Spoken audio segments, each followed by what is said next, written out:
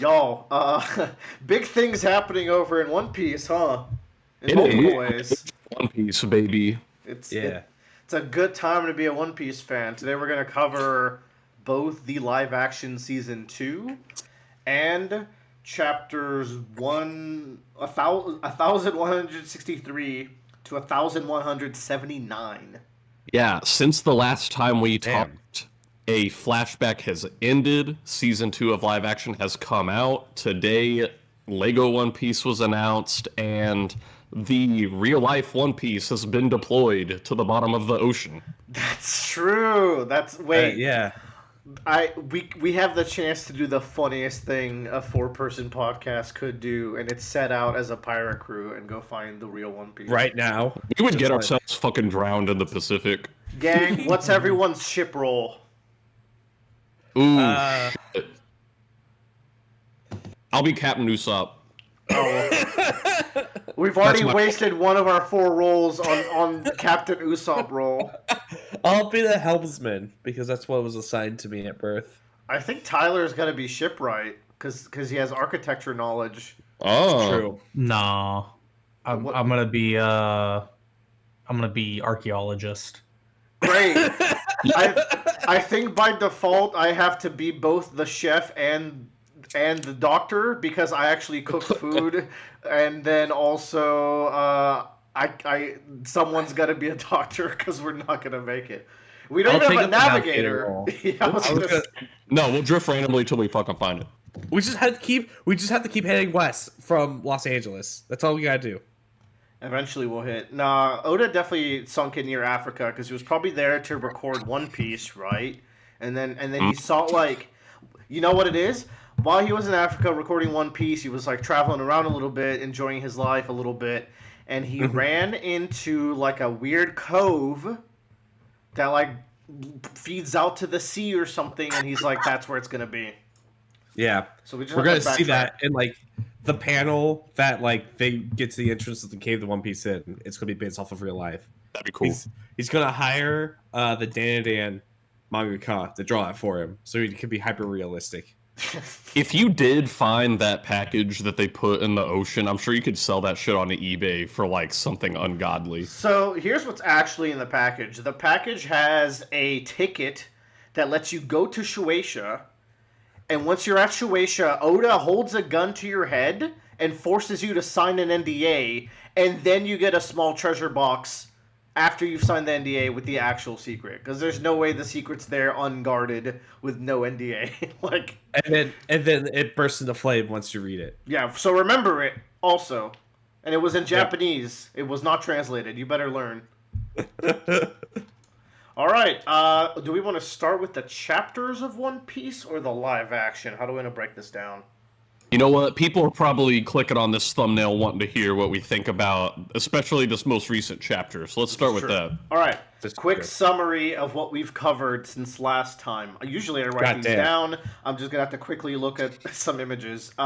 We finished the flashback by fighting Emu and then fighting Rox, and then Rox dies. We transitioned back to Loki's side of things, where Harold is still trying to extend the olive branch with the world government and get properly accepted into the world government as one of its kingdoms. However, it is a Faustian deal because he gets turned into a Dami Reversi demon of some sort, and then Loki has to put his father down. Let me do my summary. Yeah. Sorry. After Loki puts his father down, he kind of takes the blame for it because he doesn't want to disparage his history, which brings us back to modern days where we're still trying to deal with the kids walking to their death situation and also fighting a bunch of nightmare demons. Meanwhile, Brook is still having his subplot with Shuri / Gunko. We save the kids. Loki and Luffy show up. Shit gets crazy hype. Emu starts fighting them through Gunko and pops out in like his weird shadow form. We find out how to reverse the Domi Reversi. We temporarily beat Emu, and then all hell breaks loose as he shows up in the flesh in Elbaf, and that's where we left off. which is, I must say, one of my favorite chapters in One Piece that we left off in. Because my God, that was cool. Great cliffhanger. Also, kind of sad, but also confirmed that his shadow form is him. Like, it seems like that is like a manifestation of him. So, like, the thing is, why has no one said, what is that shadow blob? Yeah. Like, they say, what is that, when he's, like, stretching out and, like, possessing Saturn or Gumko.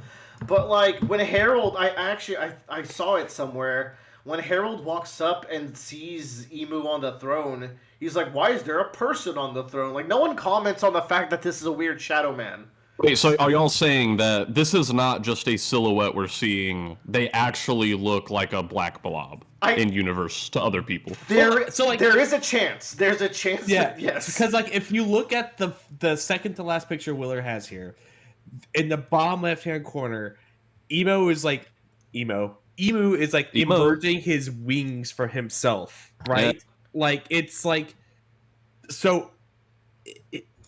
He's obviously transforming, and it might be the blob, and like it's just very strange, right? Because I'm still not sold that there isn't a person underneath this shadow, but it also is kind of weird because now we're fighting Emu like with Luffy and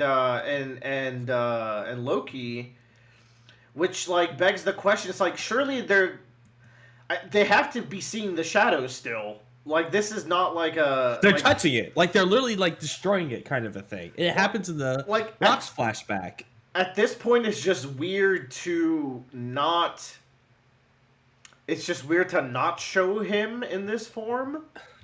Why Luffy wouldn't be like, what's up with you? Why are you black? Like, I feel like that's why... I feel like that's something Luffy would say. Like, he would comment on it. So, I don't know. No, like, I get what you're saying, like, especially here when he's getting punched, it's kind of hard to sell that is just a silhouette when, like, there's a hole being punched through it. Yeah, well, like, he's disintegrating. It's it's hard to sell that it's not a silhouette, is the way I see this, where it's like, oh, like, at this point, how are we not... Because, okay...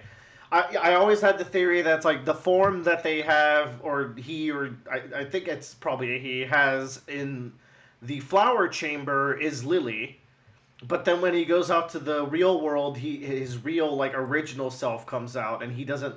I don't think he likes this form of himself because I think it's Lunarian crossed with like some demonic race that he is not a fan of. Like it does look quite Lunarian.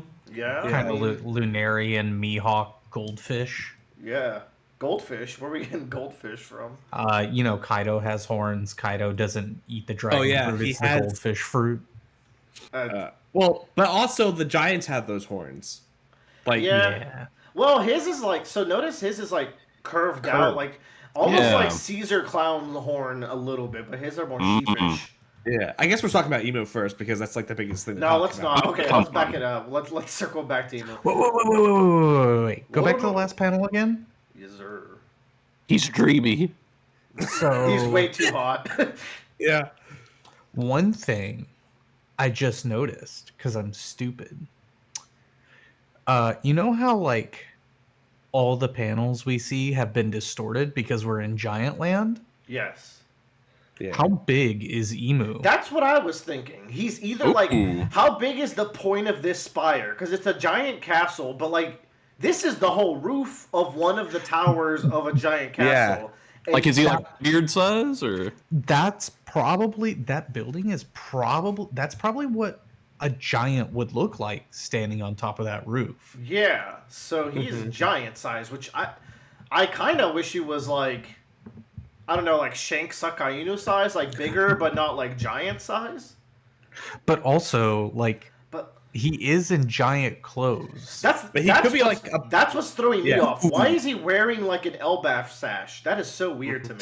I saw someone kind of point out, like, it kind of looks like Lunarian skin, and maybe kind of giant horns, and maybe kind of Sulong hair, and like, is he just all of the forbidden races? That's interesting. Everything he's trying to erase, and then there's other things we don't like. He's got the weird Mihawk eyes. He's got tattoos we've never seen. It's got Lotus fucking Crypt- Hylian tattoos from Lotus Breath of the Crypt Wild. tattoos. Okay, let's talk about Emu later. Hold on. Yeah. So okay, the flashback ended. I quite Peak. liked. Yeah, to say the least. Like this page of all of them attacking Emu, but I think what I like most about this attack is the next page where he's just kind of like looking beyond them to see like Blackbeard and his mom escaping. Yeah. And then he starts threatening the Davy clan again. How like this is a shadow blob person. This is not like a normal form. But why is no one commenting on it? I still think that like while they're in the chamber, they're Nefeltari Lily, like they stole her body. And then, but like and then it gets confusing because then like the shadow form that comes out when he's possessing someone is actually a shadow form because like it's wavy and wiggly and has like barely any limbs. I think maybe culturally, if you live in the One Piece world, you just kind of don't ask about people's bodies anymore. Because it's like, if I see Gecko Moria and we're the same species, and then I saw a black blob, I'd be like, fuck it, whatever. I don't know. People were commenting on him when he was in the flashback, so who knows, man. Yeah, I like, we get to see, I was gonna say Ace. This is fucking Roger. Nope. Roger and Garp team up to put down Box, and it is worth noting that they kill him, then he comes back to normal, and then he gets actually killed, so that should dissuade any idea that he's still alive. Yeah. He gets killed by Garling, who remains to be a rising star in this story, because he just keeps showing up and instigating New potential man? Question mark? Yeah, for real. Also, we haven't seen anything of this Holy Knight since then. She's cool. Yeah. Cool Interesting. design. What do y'all think of like the end of that part of the flashback? Oh, this page fucking rules too. Raw.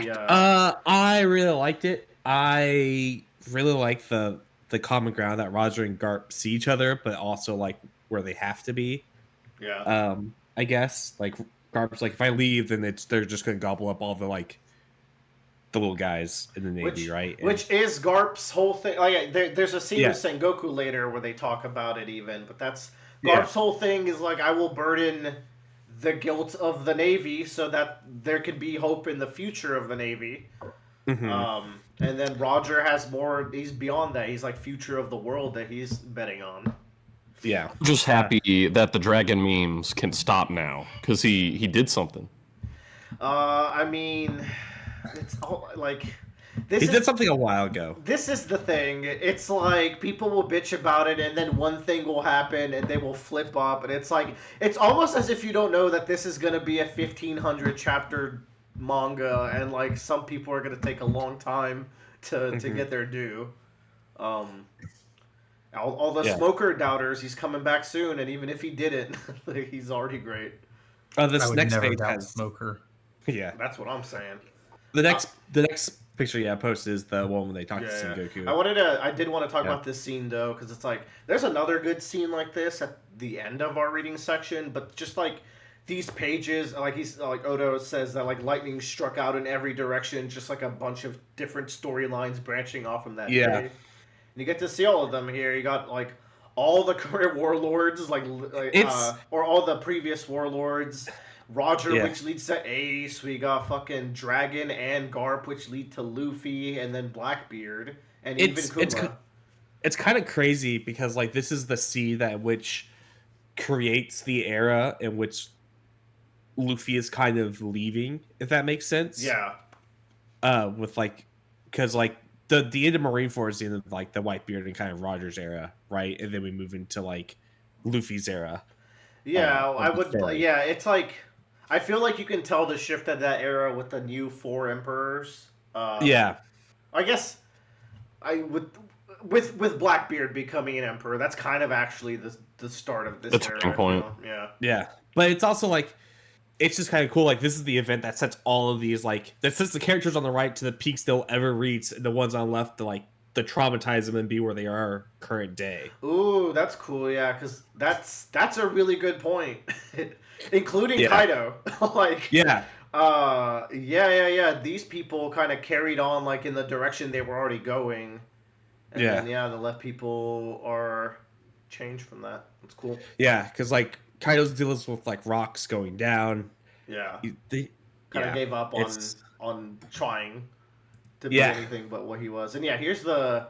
I love this Sengoku Garp argument. Sengoku's really good. I like him. yeah. Mm-hmm.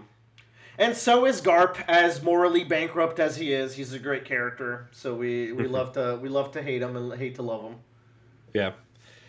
I just like that he's there. There's like a very clear divide between him and Sengoku here in terms of what the Navy is, and like it kind of also reveals that like another portion of like why Garp doesn't want to get promoted, because it adds on top of like he'll have more overhead like oversight over him, but also like he gets further away from the people he wants to protect or like foster. He wants to be as low as he can while being as like Vice Admiral is that perfect ground for him to where he's not shipped out potentially to go to Elbath to stop Luffy like kind of role, because like the Gorosei we're talking about, it's like just fucking send the admirals, you're not going, Emu. So he doesn't have to deal with all that. Yeah. And I love his sheet eating grin here. Yeah. Really good. Yeah, that's a good scene. I also like, it's very brief, but Dragon and Garp here is very impactful despite being so short.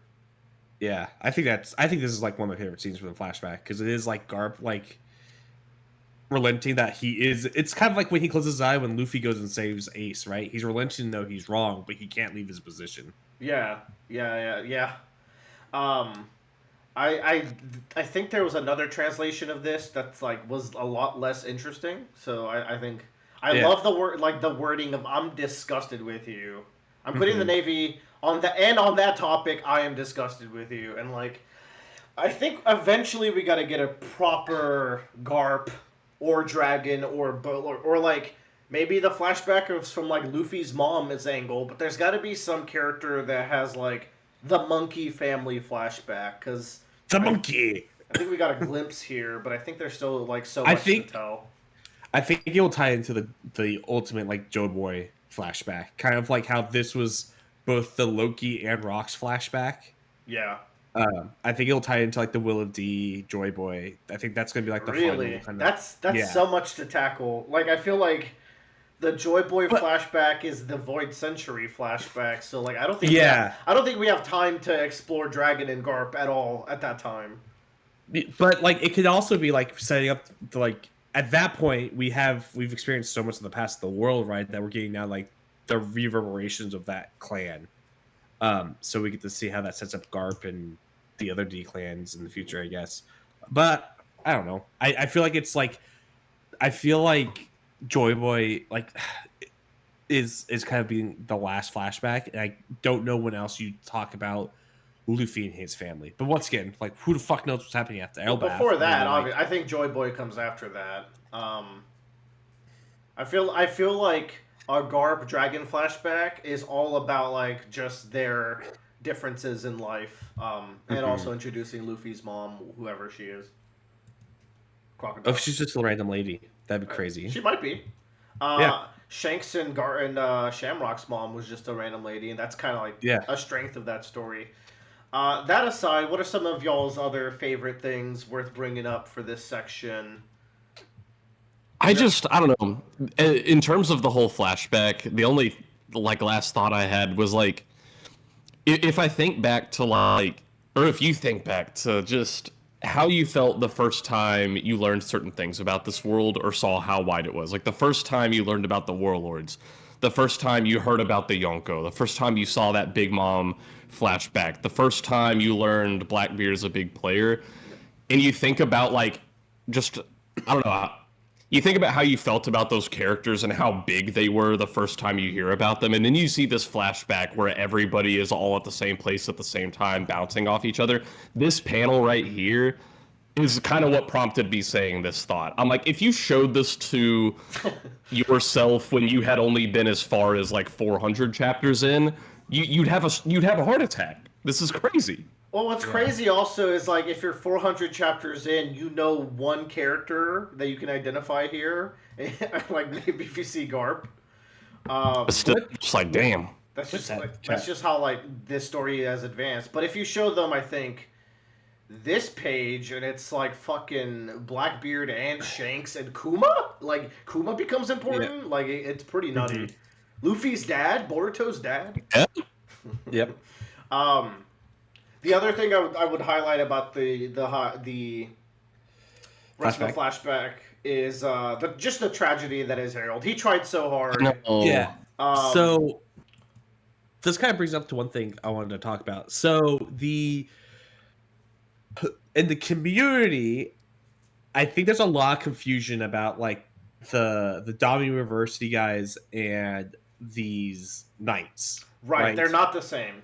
They are not the same. Not the same. Like they very much function like two different rules. The knights enter through an abyssal contract, which has like 3 layers with Emu directly. It's like it's you are willingly giving up your soul. Yeah. Whereas the other one is like it's like it's stolen from you or it's like robbed of you. The reverse seed guys are like mindlessly evil, like I'm gonna kill you. The knights, like I thought about it and I'm gonna kill you. And I'm gonna laugh. Say whatever his name, Sommers. The guy Saint Sommers, like he revels in just the torture aspect of it, which lines up with the Zelfer like many other things. So like I just think it's funny. For someone like Gunko, it seems like she gave up her memories. Like maybe she deliberately wanted to. Doesn't Brooke say Gunko like you killed, or like you led to the death of your whoever? father? Yeah. Shit. Which was not the vibe I was getting. Like, no. I wonder, like, how I need more information on this Brooke stuff. Like, does he actually hate her? Is this like a cover up? Is this a misunderstanding? I thought they were actually going to dive into it more there. I thought him connecting with her was going to be like how we turn this arc around. Could you imagine if we dove into a fucking Brooks flashback like 10 chapters after the Loki one? I know some people that would not survive such a thing. I know. I think we'll get more of this near the end of the arc or after the arc, because Oda likes setting up things that you're like, I can't believe that wasn't resolved in that arc, and then it is resolved shortly after, like Frankie actually interacting with Vegapunk and getting technological upgrades. It's like, oh yeah, I expected this to happen back then, and I bitched about it. It's like, he knows how to like he sacrifices some narrative like cohesion by pushing some stuff later to keep the plot going at like a good pace. I feel it's like I'll make it a small scene later, but we don't have time for it now. I think he also like parts. He also knows like it's obvious that he should get the upgrade here. But like, or like with Sanji, like he should obviously get an upgrade when he goes and talks to his family, right? Because that's his arc. Yeah. But I'm not going to show it until the next arc because I have to get through the actual like story first. Yeah, and then it becomes like one of the best scenes, like with some of the raid suit stuff. The next arc, so it works out. Yeah, and then it even pays off later and kind of caps off the entire story arc when he rejects it at the end. Mm-hmm. Want to give talk about Shanks and Shamrock, man. I'm so perplexed by Shanks in this flashback. This was the wildest thing was seeing Shanks back in Marijoa and like doing spy shit. Because you see him earlier in the chapter just offhanded as well. And it's not like introduced as Shanks, but you know it's him. It's like, what the fuck? Yeah. And like, it's just, what could this be? What, like, I think... Like... I don't want to spend too much time on this, but I'm so sus about this entire, like, thread. Because, like, he says he hated everything down here, and, like, what is Harold thinking when he sees him? But then we find out that, like, Shanks isn't a dickhole. Like, it almost seems like Shanks, like, was a bad person that grew into a good person. I was even doing, like, a twin swap thing, where Shanks is actually Shamrock, and the person we've known all along was actually the Celestial Dragon, God's Knight. And he's the one that inspired Luffy, but that doesn't line up anymore. That doesn't making like to me, it feels like here's my line of thinking is that Shanks. So there's that panel where like we see Roger crying, or like Shanks is crying on Roger's like Yeah, I think about that one anytime I see Shanks, honestly. yeah. And like I think for when we first like interpreted that, we interpreted it as like he tells Shanks he's dying or he's not the one. But it could also be telling him like you're a celestial dragon, this is where you came from, kind of a thing, right? Yeah. And this is your quote opportunity to like go to where you're from because the crew's splitting up, right? Yeah. So I wonder if like Shanks makes his own pirate crew and it decides like we are gonna find like we gotta figure out like how do we get the One Piece? Well, let me just go to Marijoa, they probably know. And so it goes back to like figure out some information there. There's also, I think the timeline, Shanks already made his crew by the time he goes out here. So that's also confusing. Yeah, so it's like, I don't know. And like the other thing is just like, because, so here's the other thing. What is the timeline of this with Don Quixote's family? Why? Because remember, Don Quixote's family left, and then they tried to come back, and they told him no. So I wonder if because Shanks came back, did something, and then left, they just instilled that rule. That's a good point. This was what 20 years ago. Was Luffy born yet?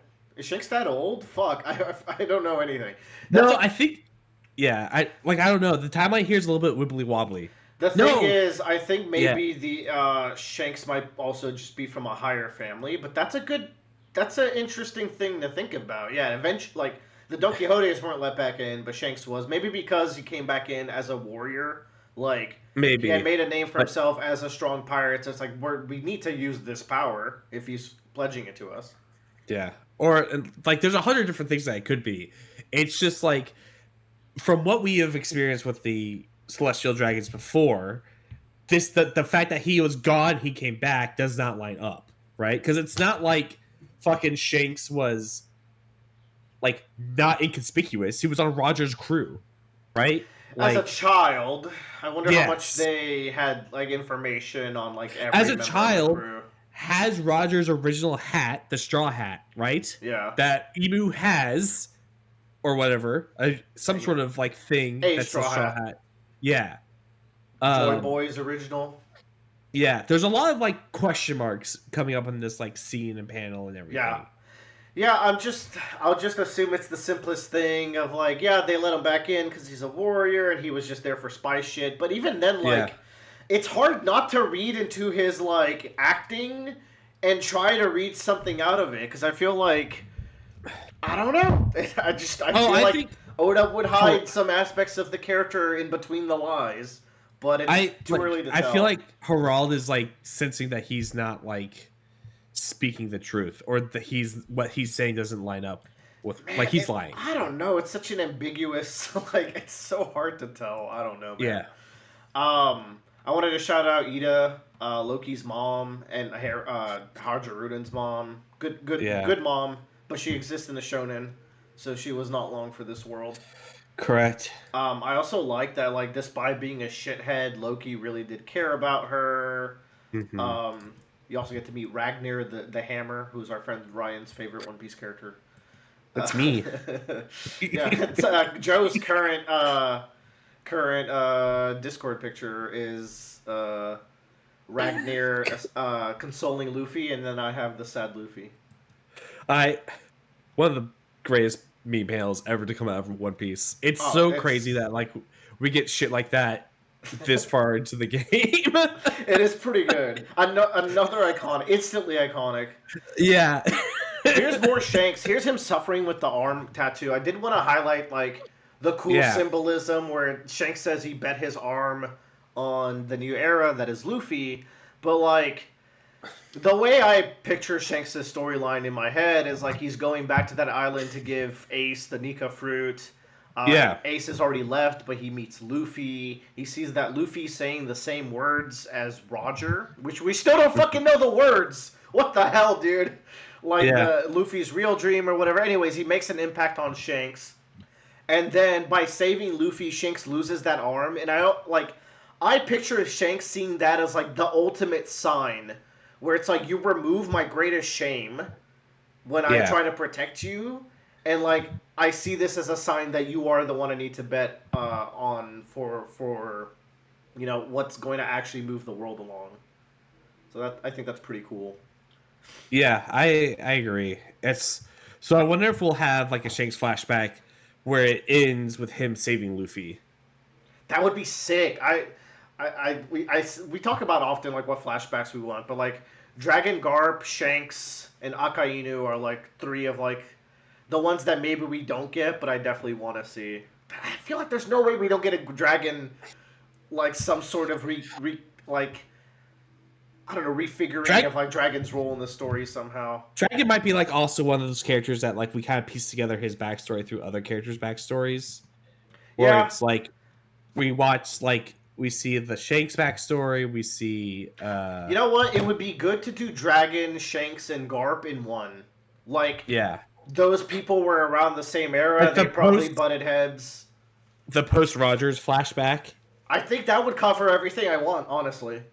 Yeah, because it's aside like from that's like the obvious Void Century stuff. yeah. So that's like the kind of like because the most we've seen into that section of the story is through the Kuma flashback, which was kind of surreal because it was the closest we'd ever been to the start of the story with the flashback. I felt. Yeah, we saw weird 13-year-old Luffy that looked like a grown-ass man. Abs. Yeah. So. All right. What else? Someone else shout out like a discussion point.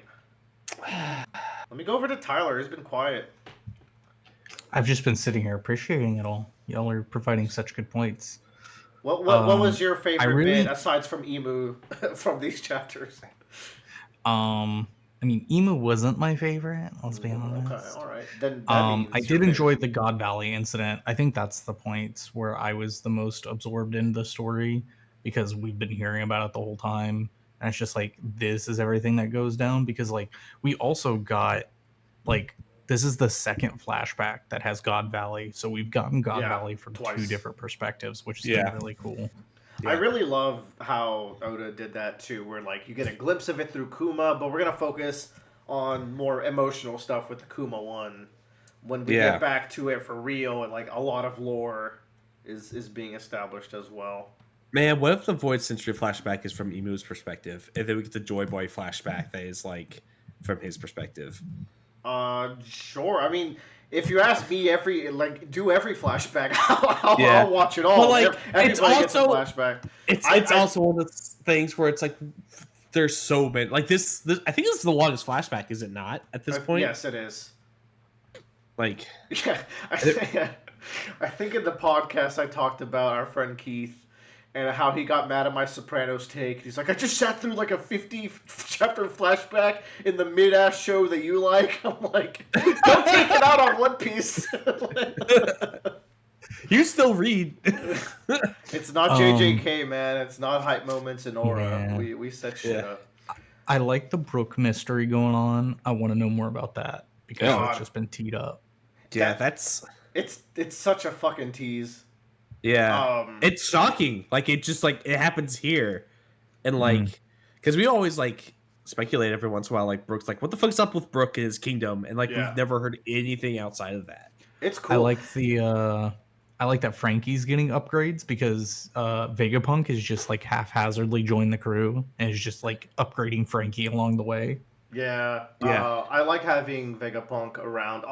We got 2 different Vegapunks, the 2 surviving ones in this stretch of chapters because we got to see York. Yeah. I was like, hey, it's York.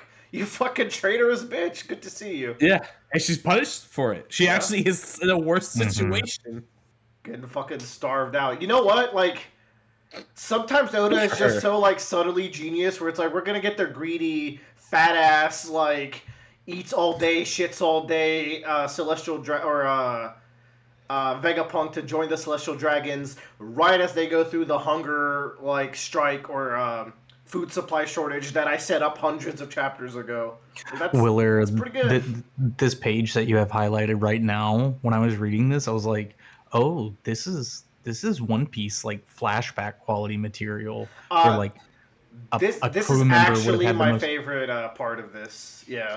like a crew member would have had the most tragic backstory from being like a giant, and then his mom saving his life by sacrificing herself or something, which This is is like, how Connie joined the group, the crew, because he saw mhm. this shit.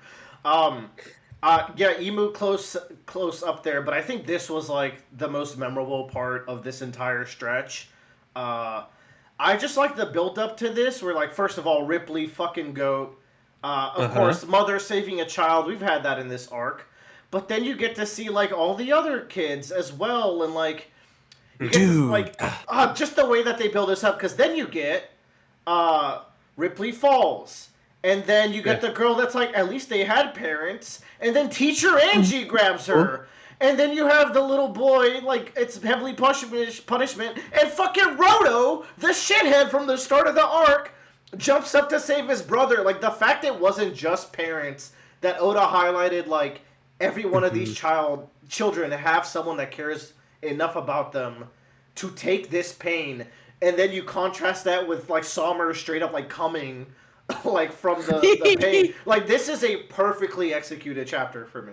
Dude, like that Roto moment was like one I especially wanted to call out at the start of this, because I'm like, God, even like the dumb gag characters that all the people in setting hate get these beautiful moments in One Piece where he has the joke where everybody to him is like, oh, you're uncommon whatever, you're Sugo rare whatever, and then Yeah. oh brother, my ultra rare Bjorn. Oh, Who hated him because he's like, I don't want everyone to know I have a nerd for an older brother, but he's like, I'll die for you. And I'm like, ugh. as a brother, and I don't. Yeah. Oda just structured it perfectly because it's like I just get sadder because Angie was already like making me tear up. It's like, oh, that's such a good Yeah. teacher, and then you hit me with the brotherly love. I'm like, oh, no, That's a big one. And That then, motherfucker jumped far, by the way. Like, look at the distance between like the fucking platform where he's holy running. shit, go Roto! Now let us not forget, Roto hopped in on the triple general Gokoku sovereignty. This shit was pretty Yeah. cool. Like, So again, you know what? side It characters makes up getting for- some love. Makes up for this bullshit. Yeah, it does. Yeah. I mean, even midway through I remember us having a moment when we were discussing this arc, and we're like, Roto's kind of sneaky good. I forgot who was he talking to? Was he like logging Luffy or Zoro around? And he was like talking about giant culture and like how he doesn't like really fit in with those warrior values. Oh, Some shit. that reminds me. Sorry. Yes, when they're going through the castle, I think. Yeah, Because they end up fighting Gabon. he was like Um, their guide there, and like he became sneaky good in that section. Yeah. So okay, in the flashback, after Harald dies, there's a spread. This one right here. Go back. Yes. Of Shanks and Gabon. No, not Shanks. It's this one. Okay, so this picture on the right hand side. All of these panels are the same hallways and shots that Luffy and crew went through when they initially went through the castle. Yeah. Through the front.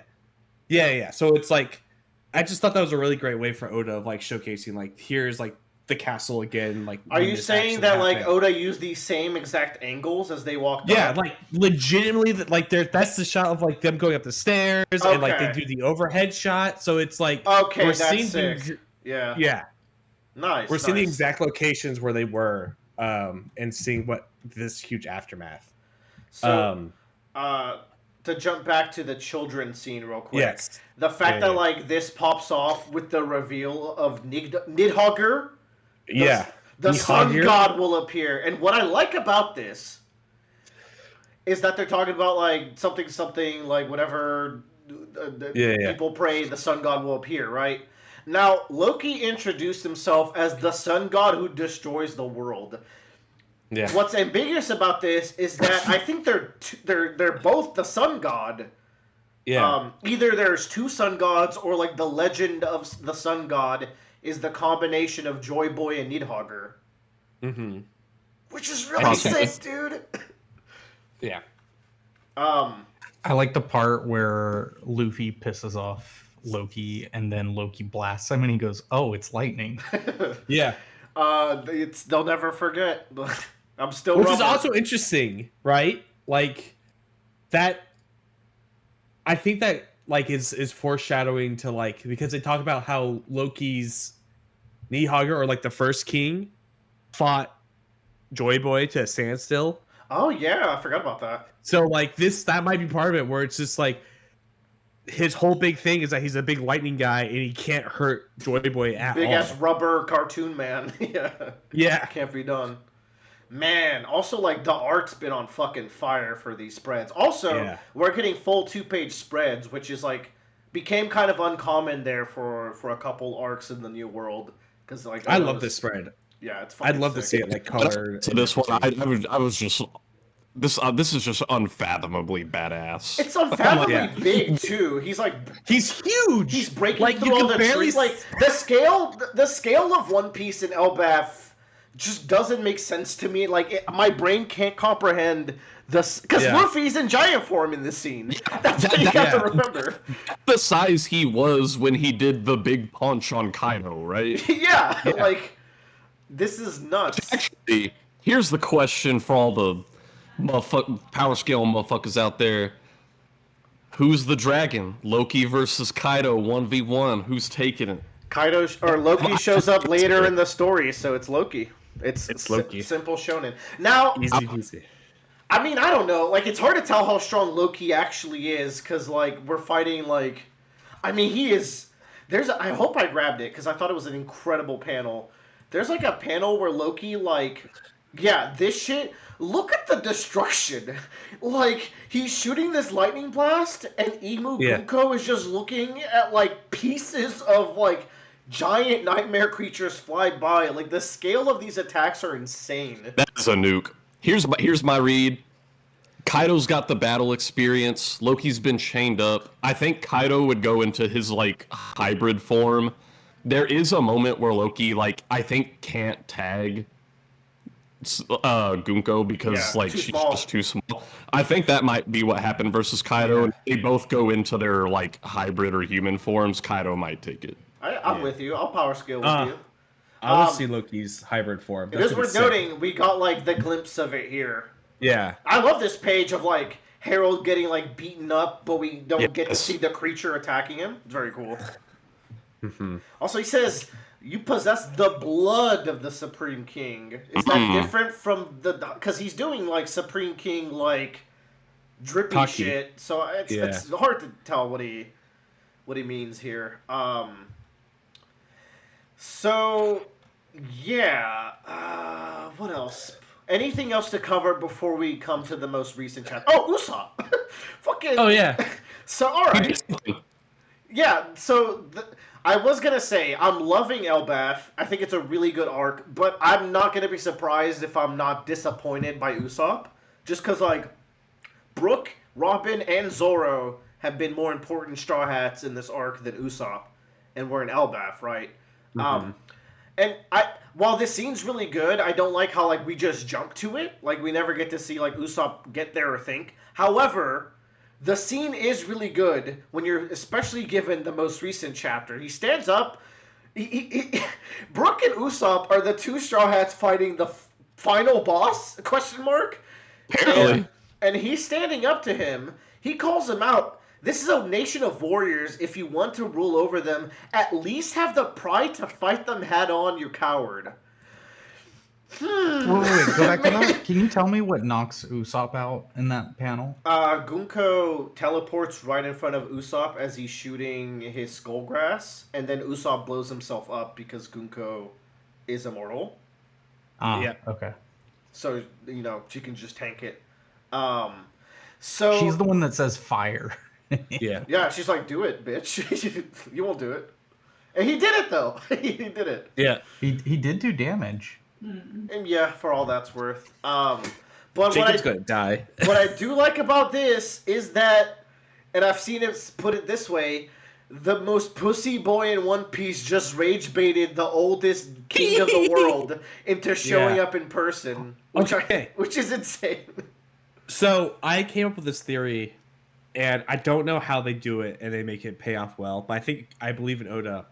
So Usopp's been known as like Usopp the Liar the entire time. Yep. I think Usopp is going to be one that's going to reveal Emu to the world. He becomes Usopp the Truth Sayer Ooh. because Go on. he reveals like the whole truth of what the government is to everyone. Usopp the Tattletale, the Truth Sayer. Yeah. All right. Yeah, I could see it. That would be cool. So I think I actually don't become disappointed in Usopp content. We need one more thing in this arc for Usopp to like actually be really good in this arc. Usopp's got to do the Vegeta Blast where he distracts Cell for long enough for the one hand Kamehameha. Not only that, I need Emu to be like this one.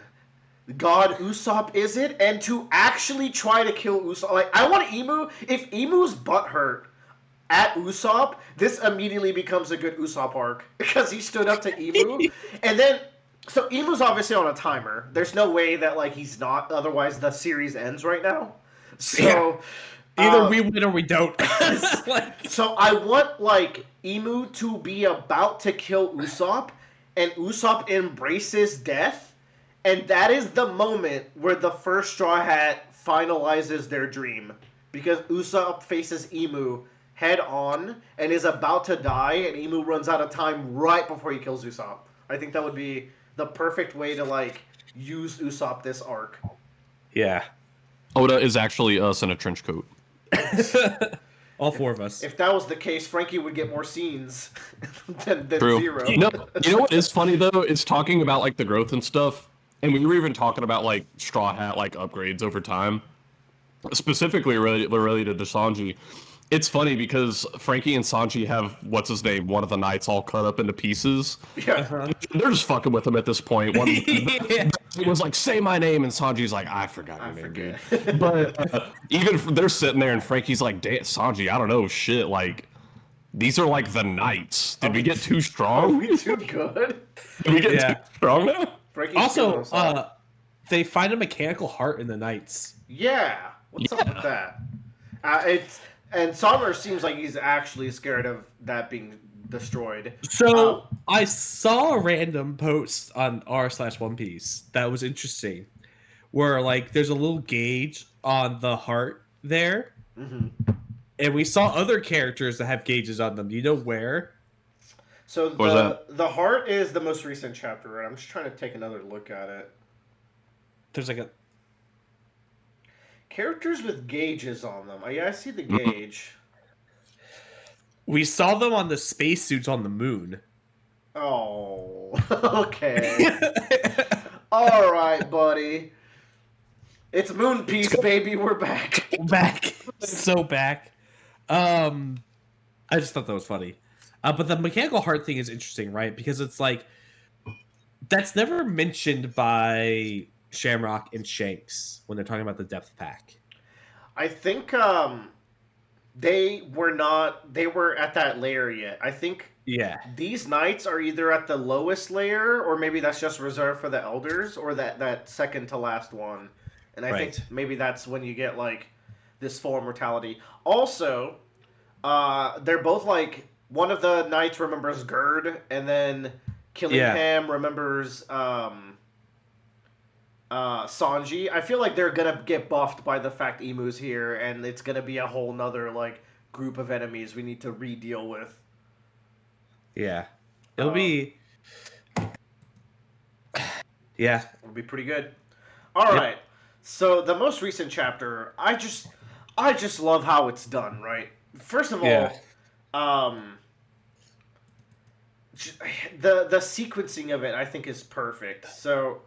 We get also Luffy facing off against Emu, and he's about to face off against actual Emu. Yeah. And I think it's interesting that Emu has always seen these people as vestiges of the past. Like, he can't let it go. Like, it's Nika and Nidhogger. It's not Monkey D. Luffy and Loki. Yeah. They're just imitations of what he's fought against before, potentially. Exactly. So it's like, at this point...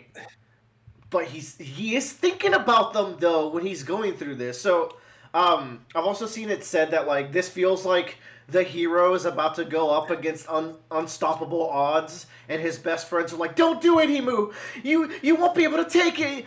Like, don't go!" And Emu, our great hero, fighting against oppression, is stepping up to the plate and being heroic. I like that way to view this. Because it is cool where, like, we don't know why Emu controls the world. We don't know if he's just evil or if, like, he really sees this as better.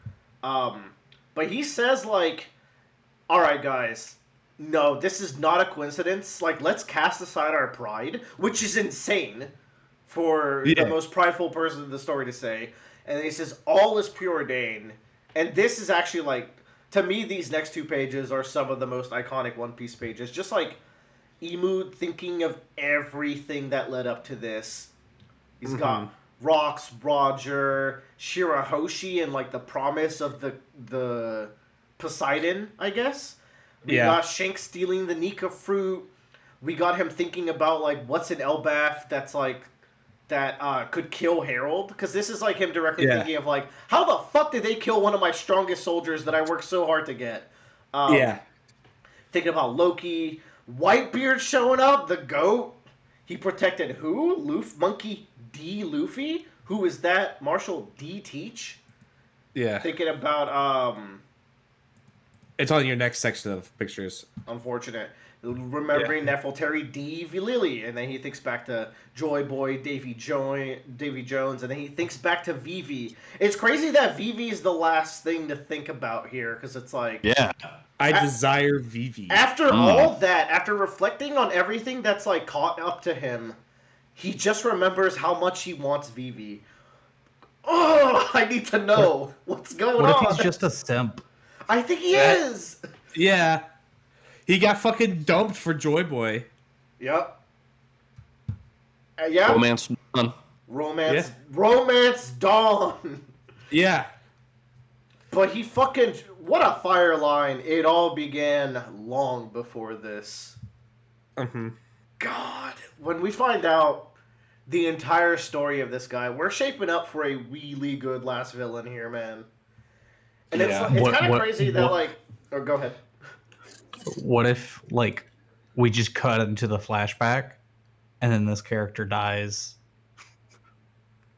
Who? That one. Yeah.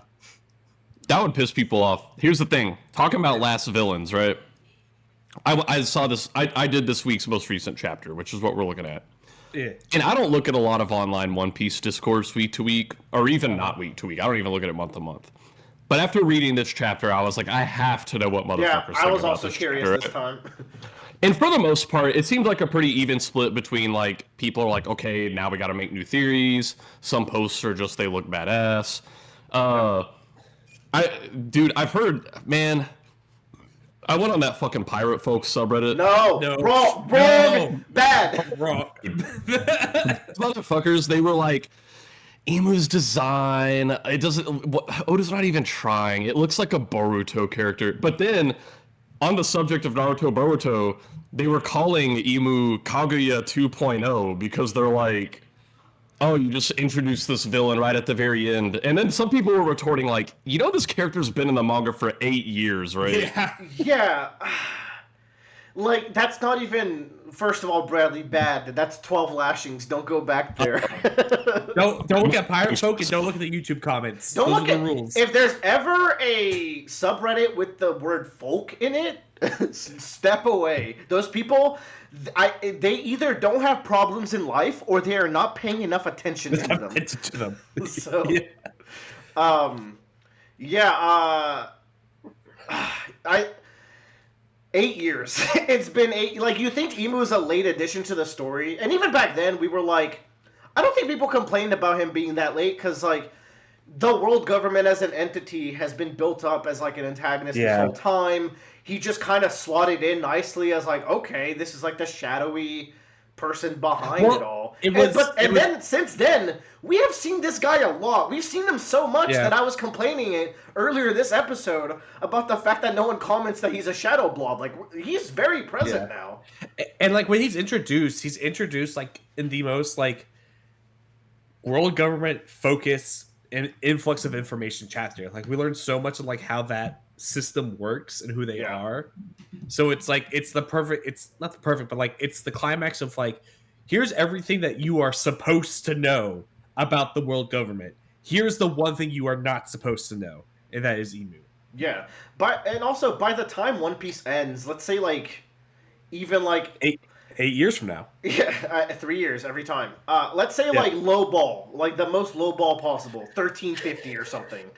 Emu would have been an antagonist for 450 chapters, which is longer than 99% of all manga series ever. So it's like, okay, not much to complain there as far as like when they arrived. And I think they've already made an impact as like a really good antag. And also like could not be him, could be Blackbeard. You never know. So we'll see. This summoning sequence, the way we built back, because like, oh, everything's cool. We're like eating food and putting out the fires. We're fucking around with the holy knights. Yeah. Boom. We're talking about scale.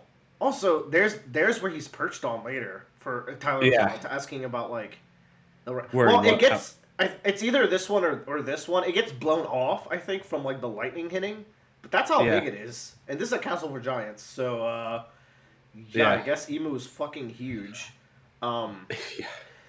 Which, again, the size of the summoning circle then, and all the dark spires, like, we've established this imagery with the Gorosei, and now we've upped it by a lot. Bro had to sacrifice at least 3 monsters to get him out. This is definitely a massive tribute summon. Yeah.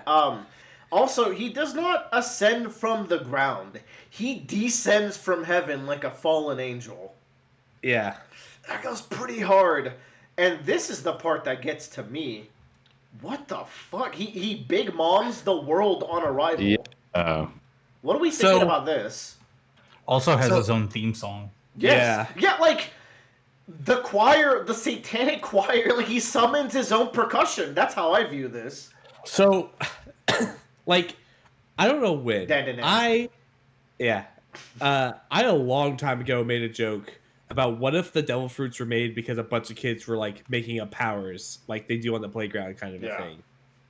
And I'm just like, maybe that's not so far-fetched because we get revealed that this is the devil's fruit, and what if this is just every devil fruit because that's just what he decided to be. That's definitely yeah. I'm the bad guy, and I have every power. Yes. I'm the devil. Yeah, which would make sense as to why nothing makes sense in terms of like you can do all this. I guess it's all possession-based stuff, but like now it's inanimate objects, not just. We forget this. Gunko summoned a summoning book that summoned a giant pistol. That's not just possession. Like, like she blew off like Dory's arm off with a big ass Glock. So, I don't know. It's like there's an entire. I don't know. You have your Devil Fruit system and you have the hockey system, and it's like there's an entire system entirely removed from those two, which is just like, it's magic circles, dude. Yeah. I'm with you. I think this is like. Almost the secret third thing that this looks like the fucking field spell in Yu-Gi-Oh! Seal of Ori Kalkos. Oh, yes, thank you, Tyler. We're in a shadow duel now, buddy. Oh, for sure. And like, I don't know, man. It's so cool. Like I'd love, and the thing is like, remember in Onigashima, right? Mm-hmm. And everyone's just like, Luffy's gonna go Gear 5. He's gonna look badass, and we get all these edgy looks for him. Gear Dash. He turns into a fucking cartoon character, and then now here comes Emu, who looks like he kind of walked out of Berserk. Yeah, like it's a perfect foil. It is genuinely the perfect foil. Like it is this dark creature. So when Luffy is in his cartoon form, the world gets goofier around him. When Emu is in the cartoon form, or he's like the edgy cartoon, where like everything becomes nightmarish, and like he doesn't have friends, so he makes his own percussion. He makes his own homies. Yeah. And then, but the other interesting part is when he lands, he's coughing blood. Yeah. He really has cancer. He has like air sickness. He's a low sick air. What's it called, Tyler and Stormlight? Airsick Lowlander. Airsick Lowlander. There you go. Yeah, like, and then he transforms. This wing doesn't also like he doesn't have wings in his form that we see at the That end. might be the okay. If you go on to the next page, he has the circle. That's the black circle Yeah. with the eyes in it. Does That the might be wing just the become this? circle. Yeah, like it's just the blob forming into this halo thing. It's either that or it's his cape. Yeah, like it's so weird. Did y'all also immediately think of Enel? No. Yes, I thought of Yeah. Sephiroth though. I definitely So, thought. I thought because of the ring, because I'm Enel like- has that drum ring. Yeah, what else do we true. see in this design? Because I'm like the everywhere. the brand that he puts on the knights is on the cape, right? Actually, no. Have we seen this symbol? The brand that he puts on the knights is kind of like a crosshair. This is a new there's symbol, right? there's levels to it based on how Oh. brand you. And I think the top level has the horns. That's it then. Okay, that makes Yeah. sense. That's cool. Depth Covenant. Also, Yes. Yeah. the tree star howling. They're like, our boy is here! Woo! Like they're fucking That's the hyped. thing. I'm like, part of me can't help but like feel the. I need to see more panels of this character. Part of me can't help but feel the hair is cloudy in a way that Nika's hair is cloudy. Yeah. Oh, for sure. I'm almost wondering if, like, obviously, like your awakened fruit, you're transferring properties of yourself onto the surroundings. Uh-huh. I don't put a whole lot of stock in this, but a part of me is wondering if this is like a dark Joy Boy or even like the previous Joy Boy's body. Whoa, that's cool. Body. So, do not forget, Dressrosa is an arc where Oda had everything figured out by then. I think he had everything figured out by Fishman Island. Dressrosa introduces that body swap operation that gives you immortality. It's like it's immortality operation and the body swapping operation are introduced there. So like that's gotta play into this somehow. So I'm like, if we have like the Nika hair, the Giants have worshipped Nika for so long, we were just speculating this is probably a giant body on top of a giant building. I'm like, what's going on here? What Giant if Emu straw just takes hat. the form of whatever land he or she's in? And I was that's why actually- she's an amorphous black blob. I was actually kind of thinking about that because like it is just this is such a Elbaf shash. Look. Why would Emu represent and like honor the Elbaf culture by wearing a sash? It's weird. Emu is just all about honoring cultures, dude. Yeah, he loves Cultural it. appropriation, not in his. Not in my tyranny. kingdom. Creator of the world government, one of the first 20, power the devil's fruit, king of the world, Saint Nerona Emu. I think we knew the name Nerona for a long time too. Yeah. I will once again. I like it's going to be the chapter King of the World versus King of the Pirates. Like that's So- going to be Bars. like the climax chapter. Yeah. Bars. Before we talk too hard about specifically power, the devil's fruit, Yeah. I saw someone talking about the Japanese translation for this. They said the way it's phrased in Japanese is normally when you were talking about a devil fruit, it's like non-definitive. It's like not a proper noun. I think Like it's, people have the devil fruit. They say like Akuma no Mi. Yeah, this one they Fruit said of the way devil. it's- They said the way it's phrased here in Japanese is it's like a proper noun, like it is like instead of a devil fruit, it is phrased like the devil fruit. And then Mr. Steven translated as devil's fruit. So I think it's the same idea.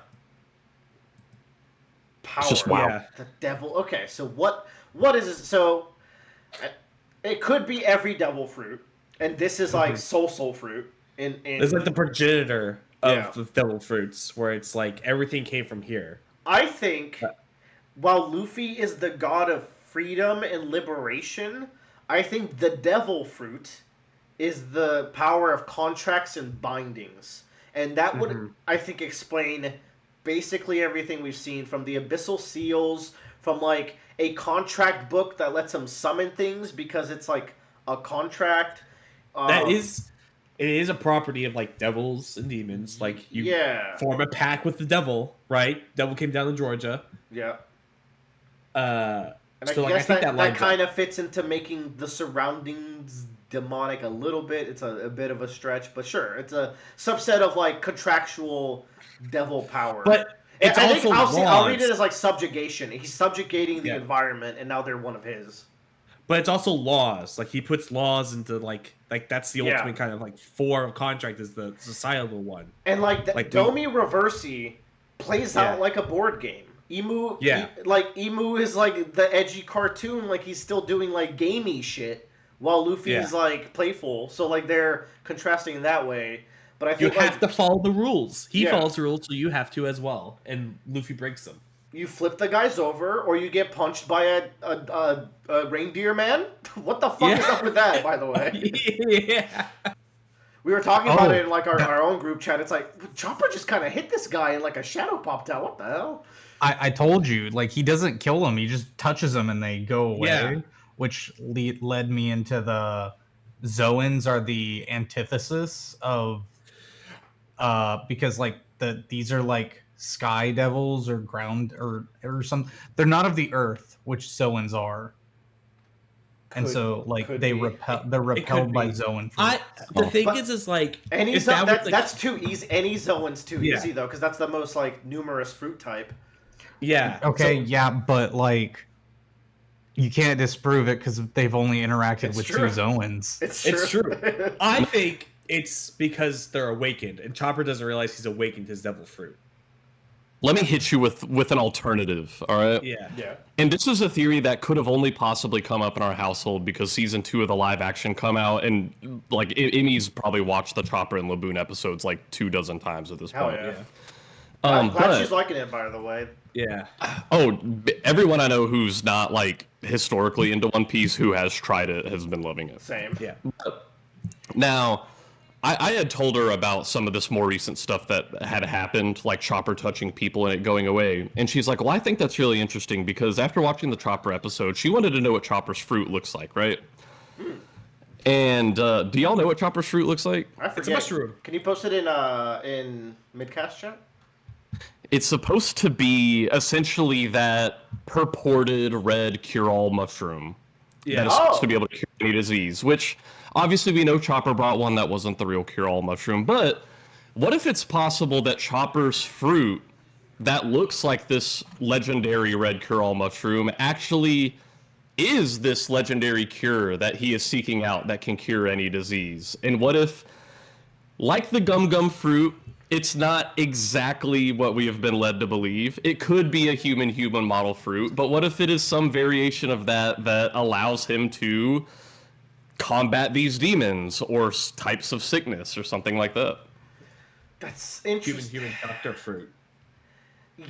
That's the thing. Why is he got human properties though? It would have to be the Earth God fruit, because we have the from the mural. It says like the Earth God made all the fruits or like rounded up all the animals or some shit. The Harley. Yeah, it's somewhere in the Harley. God bless it. Yeah. But then that would mean 2 of the legend like Nika like human fruits are on the crew, and one of them's like on like one of the crew's mid-tier fighters. I like the idea, but like something about it just like clicks a little weird. Like, Well, here, let me hear this, because I'm glad y'all brought up the Harley. I just went and looked at it, because specifically on here, it says, the forest god tamed demons. oh, And so I'm Yeah. like, if it is this earth god human fruit, and we very explicitly Oda shows this character taming the demons. I don't know. That's what feels conspicuous to me. and I think an Yeah. Earth God being like monster form giant like reindeer is a very good Earth God. That's what Pokemon did. They did Xerneas, you know? You can't go wrong. Yep. Elden Ring's got some of those. We can't know, but it's more than one thing to me that lines up in a cool way. There's also, to bring in like other Japanese media, there's Princess Mononoke, like the god there, the forest is a giant like Deer. antler god, Yeah. deer. So like, I think that will like tracks in terms of like mythology. So I think it's reasonable. It's just also one of those like crazy coincidences, right? It could wait. Then wait. We know 3 human fruits, right? We know 3 human fruits. One of them is Buddha. Yeah, There are no human fruits. There they're all might, gods. That's what I'm saying. There might just not be human fruits. They might just be god fruits. Yeah. Oh, okay. I mean, it's still kind of narratively weird that such an important fruit landed on fucking like dorky ass Chopper. But I think No, but that makes it cool though. it is kind of cool. But people be like, "Oh, so the Straw Hats had two gods?" And it's like, "Yeah, they did. One of them's Chopper." Yeah, one of them's never fucking smart. And One of them does. what's good? There's by the way, Chopper resurgence right now because live action Chopper is now Netflix's it's on its way to be the mascot of Netflix itself at this point. Yeah. Like I was really worried he would look shitty, but everyone I don't like I said, the people I know who were not previously into One Piece who watched this are like, he is so cute. You're kind of selling me. Like, yeah, it will be kind of goofy that like two gods are on the crew, but fuck it. I mean, it's not like it made Chopper like unstoppably powerful or anything either. Like, I think it's fine. Speaking of this, with like the timing being interesting, I think it's very weird that it specifically in the live action, they never actually named Chopper's fruit. They named every other fruit in the live action. They did not say what it was in the live action. That was kind of annoying, actually. Because I feel like I feel like someone watching this for the first time, if they heard human fruit, would have the same reactions we all do of like, there's a human fruit. That's so cool. What happens if a normal human eats it? And like, It looks like this. It's just a guy. And Oda said, well, this is interesting. Oda said if someone was to eat Chopper's fruit in SBS, he could have retconned this since they would just become enlightened. Yeah. From Doctor Knowledge? is that the enlightening? I don't know. Interesting. Little Chopper. He becomes one with nature. Yeah. So anyway, whole Chopper fruit cure-all forest god demon thing, it's not enough for me to stake my life on it. It's just enough coincidences where I'm like, I could see something coming from it. I fuck with it. I mostly fuck with it. I'm down. This is cool. I just wish Chopper went Horn Point more than once ever. Yes, it's so cool. Well, he's gone Horn Point a bunch of times. It's that the designs changed since the original one. Which, by the way, I know we're talking about the live action later, but we've been talking about I think we go into it. Chopper so much. Live action Chopper, like Brain Point, like his normal form is cute. The bigger form, Arm Point, I think. It's fine. monstrous. He's supposed to be scary. They just padded that muscle suit so hard. Yeah. Okay. Is there anything else we want to talk about in the manga, and then we can wrap up with some live action talk? I think I'm good. That's about it. Yeah. Okay, let's roll into it then. How did you guys like the One Piece live action season 2? Oh my god, I watched it. It's so good. I really, really liked it. I liked it way more than season 1. Like it felt very One Piece. Yeah. The entire time. I'm not gonna say it's hard for me to say something people haven't already said before, but I'm like, what works about this is most anime adaptations, I feel like the people making it are like, they're afraid to take the source material seriously because they're like, there's no way people actually like this, right? But the One Piece live action plays it so straight. Like, Mr. Five is fucking ridiculous. He has explosive boogers, but he plays it like a fucking G. And he's so serious about it that it just works. I think the strongest part of the live action is the casting. I cannot believe how much they nail every single character with the casting. And the actors, really put on a show for some of them. Like, Mr. Nine, was kind of a nothing character in the manga, and he's so entertaining in There's very few characters I would say are better in the live action. I would say Helmeppo and Mr. Nine are ones that you took a nothing character and really are running with it, and I love that. Also rocked my world was the salesman at the sword shop Zoro goes to. Oh, he was good as hell. He was so good.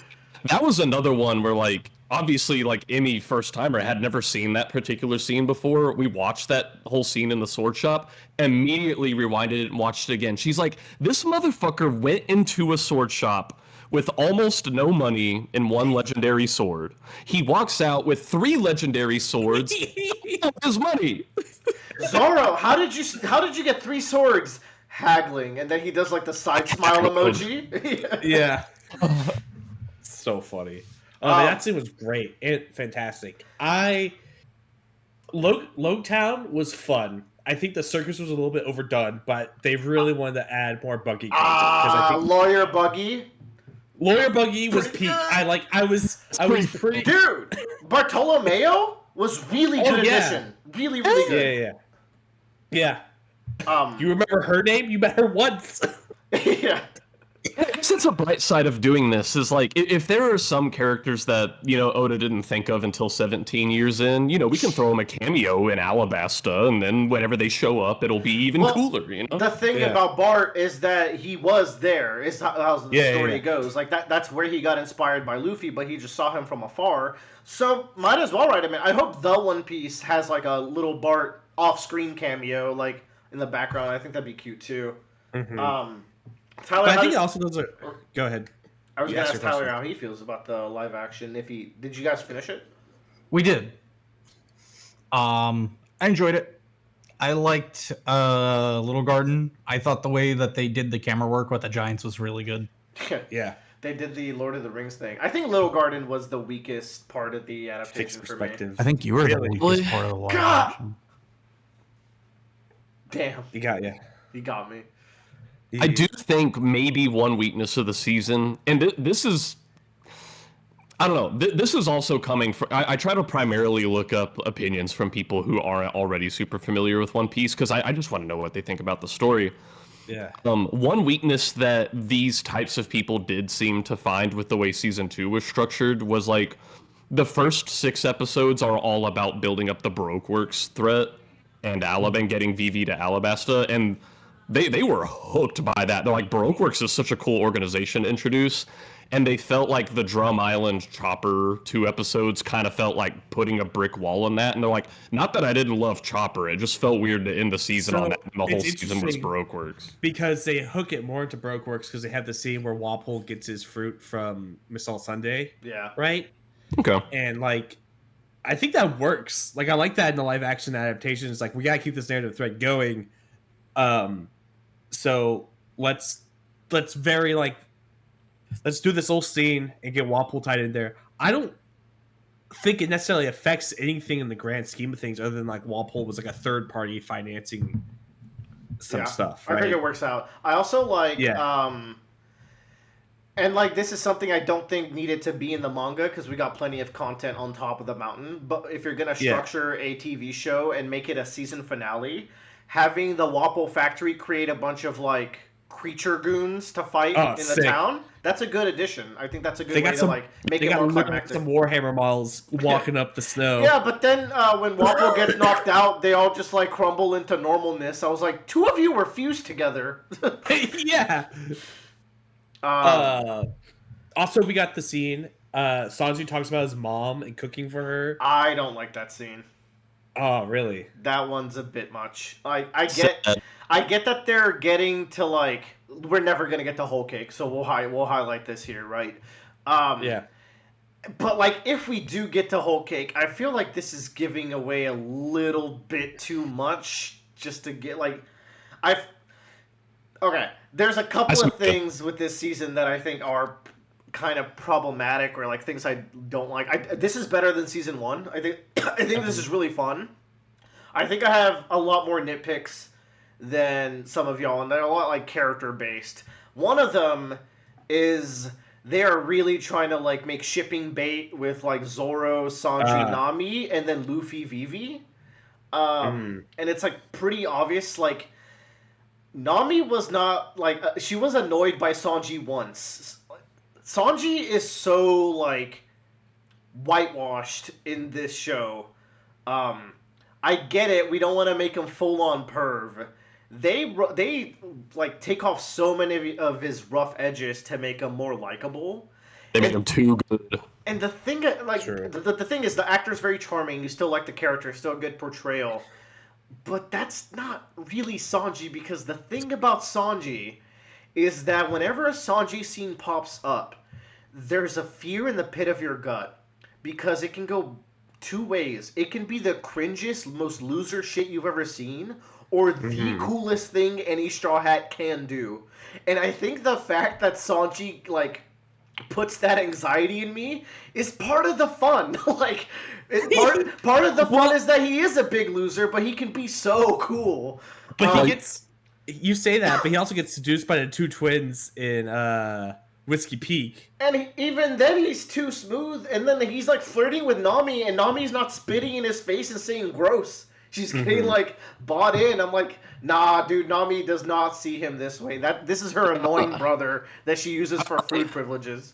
I thought you were being too nitpicky at first, but I will admit, even just the other day, I was thinking like the whole appeal of Sanji to me is that like when it really matters, he knows when to keep it in his pants, and when that happens, you're like, fuck yeah, that's why you're on the fucking crew, Sanji. He locks in. I do agree on that. I don't mind them like toning it down. Oda needs to tone down Sanji too. And he has a little bit. This is what you wished for. The monkey paw curled. Yeah, the monkey paw did curl, I guess. But like, they're making him a little too perfect. I also think Usopp is too competent at this point. However, he was really good in Little Garden. I'll give him there. Zoro is much improved this season. They let Zoro be a dork. I think so. Dude, he got buff as shit between the seasons. Oh my god! He got post time skip body already. It's like, what the fuck?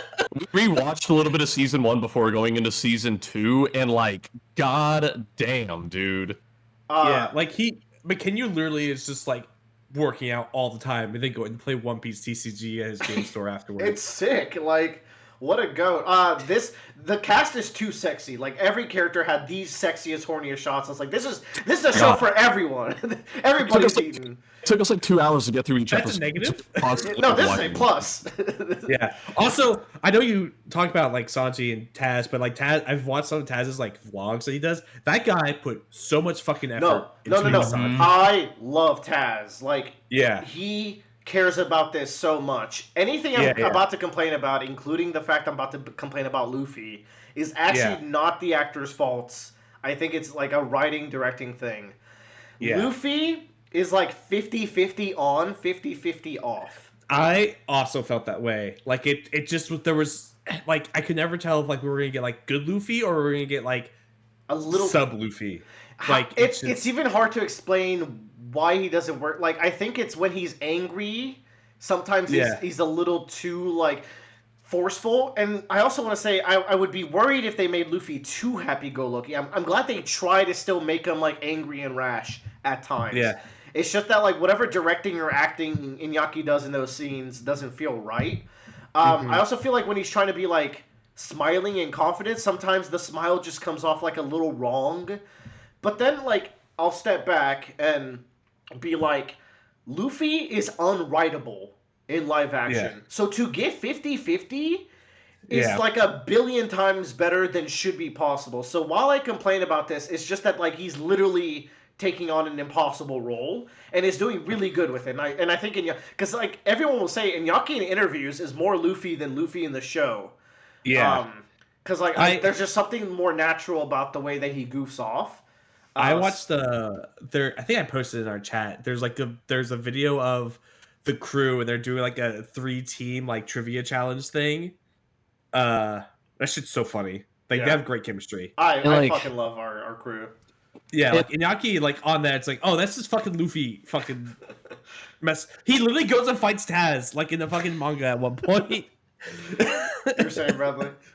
My read of live action Luffy might be more positive than y'all's, because like I fucking love this dude. Which, not saying y'all don't. I just like I'm probably higher than 50-50. Though I will say a big shortness of specifically Luffy in this show is that Zoro and Sanji's fight scenes for this point in the story feel appropriate to me in the live action. I think they look badass. The choreography is amazing. They're so good looking. I like that they don't care about physics when they do these fight scenes. Oh my god, thank God. Like, so Zoro cutting down 100 dudes and the actor was like, the fans are gonna count. I want to actually fight 100 people. I'm like, it's badass. Sick. All 100 unique guys. And then 99 is Mr. 9, who has 2 9s on his face. Yeah. And then just a random. Yeah, so, the random. Yet there are limitations to what you can do with Luffy's fights. even with the limitations I know they are working under, I feel like the Luffy fights are a little stiff. I feel like there is a better way that could be done. They were a little better season 1, I think, because he was more acrobatic.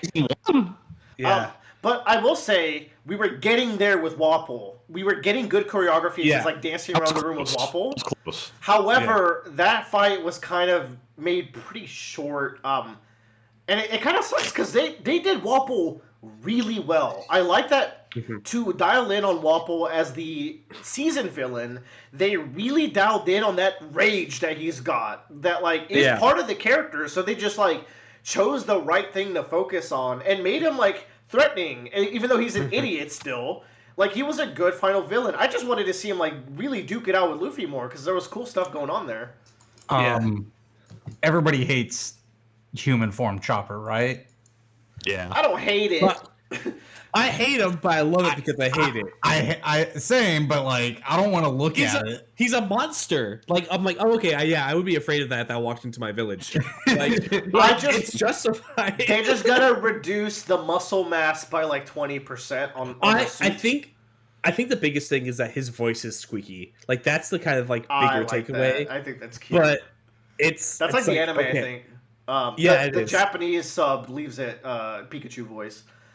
It's like that in the regular in the English dub as well. Like it's the same kind of high pitched voice, which works great in a cartoon because it's a cartoon. But like when it's coming out of like a 25-year-old man, it's kind of bizarre. So Bradley was mentioning like the Luffy thing with the fights. That is the most common complaint I saw by everyone. Yeah, I do think people need to look at the positive of that. Like, Luffy's less of a one-man army. That means the crew gets to be more involved. And they were. Now, the thing is, I think Zoro shows him up too much. Yes. And that is not what the dynamic of the Straw Hats is. Like, Zoro shows up Luffy sometimes. Yeah. But you can tell that when Luffy locks in, like, he's a step above, all right? So. That's the thing, because I've mentioned looking at a lot of opinions of people who don't already have prior One Piece knowledge, and this is one opinion. Like, for the most part, the people experiencing for the first time seem to have followed the same trends in terms of how they're interpreting stuff.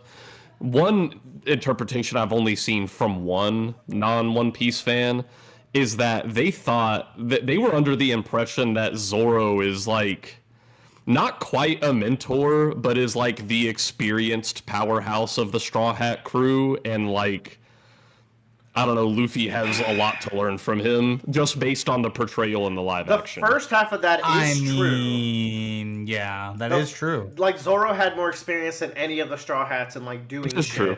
Because Sanji, like, he's strong, but he was confined to the Baratie, and Luffy just set out. Do you also remember Water 7 when like Zoro's like, that's not how a pirate captain should be acting? Yeah. True. Yeah. Zoro is the one that, but like what Bradley's saying specifically is like, Luffy has a lot to learn from him as far as like, I don't know, like, I feel like there's a couple of things that he can learn from Zoro, but Zoro also learns from Luffy, so I think it's important to have that balance.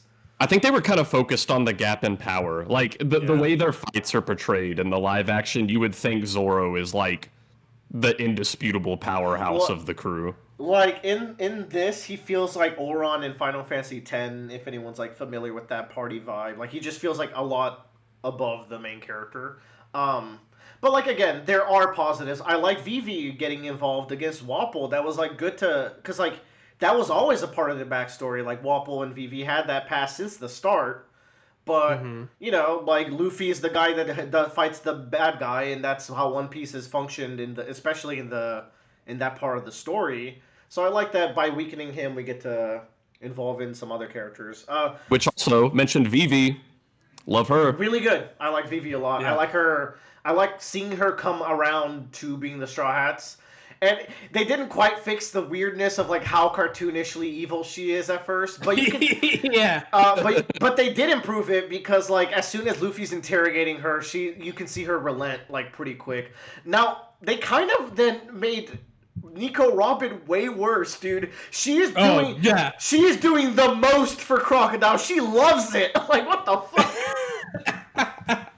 She great. is so committed to this shit. Like, wow, okay. She wants that poneglyph. Guess that's so. what she needs to get. Like, she knows where it is. And you know what? It's forgiven because, my God, she's so hot. She's so good. Like, oh man, It's just people the show. I am so interested to see what the end of season 3 is going to be like. What the reactions for people that don't know anything. I Dude, think like just the vibe around Robin's announcement. If there's people that kept up with announcements and the hype and like have seen pictures of One Piece, they'll piece it together, I think. But then for the completely blind, that's gonna be cool. Like, I'm thinking of my brother. So my brother and his girlfriend really like One Piece. It's like they were looking forward to this season for like the past like 2 or 3 years. Like, they loved season 1. And so like I am really interested to hear her opinions on this season and then what next season is when it comes out, because like I think the thing about like Robin being that more evil, I think it makes, or like more mean, is that it makes the like her change over to the Straw Hat Crew going to be a lot more shocking, I think, right? Yeah. So, and I think there's going to be a lot of like looking back, like Robin shows up in Drum Island and tells Vivi about Walpole, and then you're going to be like, that's kind of weird that she did that, because all she did was like tell her what the plan was, essentially. Yeah, and I think that actually that was the one thing that helped a little bit. It's like she's self-sabotaging a little bit. This is good. Yeah. This is what I expect. Yeah. But she's great in the role. I can't wait to see her as Nico fucking Robin, you know? Yeah. So good. Also, David Dashamound as Mr. 3. Really good. oh my God. I'm like, Impel Down is going to be so fucking great. Let's get into another complaint of mine. Him killing Miss Valentine's Day. Now, he's a villain, right? But the thing about Mr. 3 is that he weirdly has one of the most emotional scenes in Marineford. Like, out of nowhere, do you remember that, like, he remembers Bon Clay, and he's like, fuck it, if this is what friendship is, like, I'm gonna step up. He goes up to the platform with Luffy, makes the key for Ace, even though it's putting his life at insane risk, and he, like, has this friendship speech, and then we see him, like, brutally murder someone in his team, and, like, whatever. It'll work out. He'll have his redemption arc. Boogie's also, like, extra evil in this, right? I don't know. People want to fuck Boogie a lot, by the way. People fuck Boogie. Just want to say God, that guy is so fucking funny, though. Oh, he's like incredible in the role. Like, So what I'm hoping is, like, they'll get season 3 comes out, and what will happen is, like, there's going to be a break between seasons, but they do a special series that is all the small side characters, like Garp, the cover Smoker, stories, and Buggy. Yeah. So that way, it's like, this will be our, like, mid-season thing to hold over. The thing is, that's content they used to fluff out the season, so they're not going to do that. True. And especially if next season is just Alabasta, which we'll talk about that if that is the case. So to wrap that around, I think they have a Marvel problem with this writing team. Very Western, I guess. We're going to kill off as many characters as we can. Like, we're going to kill them all off. We're going to make up for all the fake-out deaths by killing every villain that exists. Which is like, okay, I get it. Let's kill more people than Oda.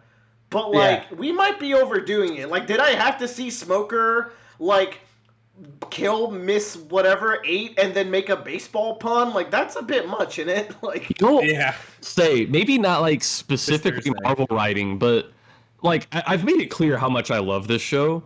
But while I was watching it, I had the inexplicable thought in my head, and I couldn't piece exactly why, that I was like, I feel like in the future, just from the way this show is written, whether it's dialogue or whatever, it'll be very easy to date this show to the 2020s. I don't know. Like, you mentioned Marvel writing, and even if it's not exactly that, there are parts that feel that way. You know like what I mean? I don't think the dialogue is like Marvel quippy. Like, the quips are good, good pacing of jokes. But that particular thing of like, we are going to make sure we kill off every villain for no good reason. Like, we could reuse fucking whatever villain from any of the Marvel movies, right? And like, One Piece characters do get reused. Now, like, sure, we can kill Igaram. Pell's dead for sure. Like, some, like, so dead, so cooked. Which is gonna suck when Pell is the king of Alabasta at the end of the series, and we're just gonna hire a rando. I guess they'll make it Koza. No. What they're gonna do is they're gonna do what Oda was able to do, that and put Eggs McBiggin to take the shot from Pell. Yeah, this was also the episode where Eggs McBiggin's a thing. We'll see how long that lasts. He's forever okay. Yeah. But I'm not against adding more deaths, but yeah, I just wanted to voice that complaint. I think they're going a little too hard on that. I just mentioned Smoker. Smoker, especially in Logtown, I was jaw dropped. I thought he was perfect. Oh yeah. In Logtown. It seems my pants ate your ice cream. Sorry about that. No, I was gonna see how y'all felt about Smoker, because like Tashigi, I was like perfect. Inject her in a. She's such a dork. Yeah. The Smoker, I was kind of torn. Some scenes I would be like, this is a good Smoker, and other scenes I'd be like, I just don't see it. I think Logtown Smoker is perfect when that when he's like adventuring in that base, like he feels a little off to me there, but I think we'll get back there in Alabasta. He just needs a wider neck. That's going to be a problem for a lot of these actors.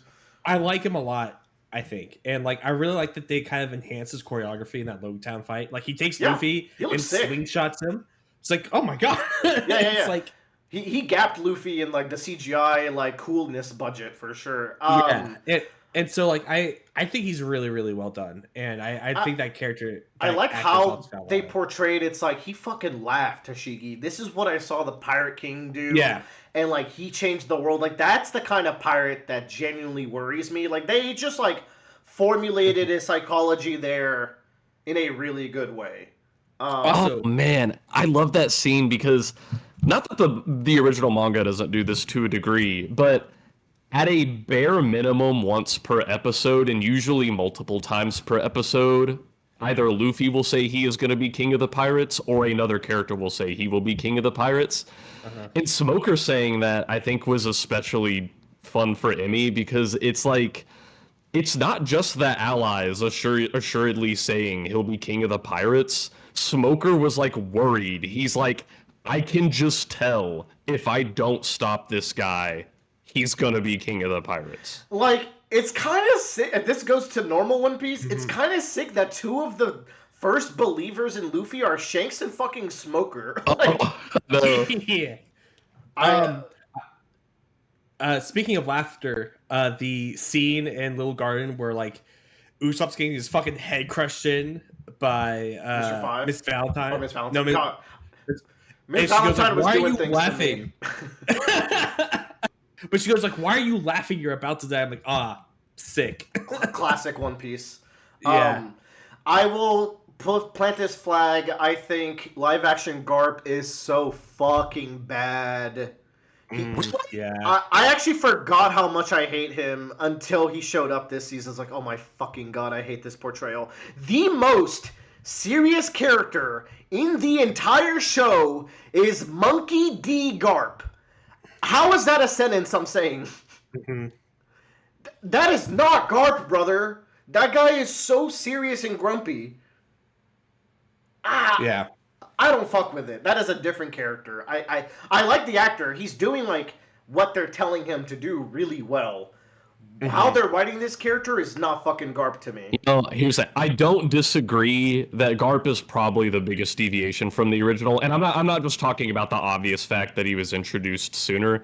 I do think you're right that like his personality is the biggest deviation out of all the characters we've seen. That being said, I don't hate it. I still think it's entertaining. It pulls something out of me, man. I need him to like fucking break a wall and then repair it while picking his nose. Like, I need him to laugh again. He laughed like once in the whole show, and he's had like so many. It's a goofy moment. We didn't even get his dog hat. I think even the dog hat would at least inject a little mirth into him. Yeah, I don't know. I feel like they were going to fix him, and then every scene we got this season, he was actually more serious and more grumpy and more upper management-y than last season. I was like, Garp! Like, this is Monkey D. Garp we're talking about. It doesn't help that last year in One Piece, I brain rotted over Garp because we got so much Garp content. So, like, this is not the man I've been thinking about for the last 8 months. You know what I'm saying? I kind of smell it. Compliment Sandwich. Miss Golden Week is so good in this. She's so fucking scary for no reason. Like creepy, right? Yeah. This is Bradley's goat. This is the one. I was wondering how they were gonna do her because I honestly did because The character's supposed to be what, like a teenager or something, and I didn't know if they would get someone younger or older, but I kind of like who they went with and made her like her and Mr. 3. I think they turned up like the psychotic factor a little bit for the characters. Yeah. And I like that. And like again, I think it might get messy with Mr. 3's like hero moment, but it can work. We can make this psychopath like have a friendship moment at the end if we want. I think, and the fact that we'll get to see him again is super hype. It was so funny seeing people relive the moment that I'm sure most people went through, where we're watching the episode and it's like, wait, so what's her devil fruit? And I'm like, it's not a devil fruit. It's just pain. It's just fucking pain, bro. It's pain.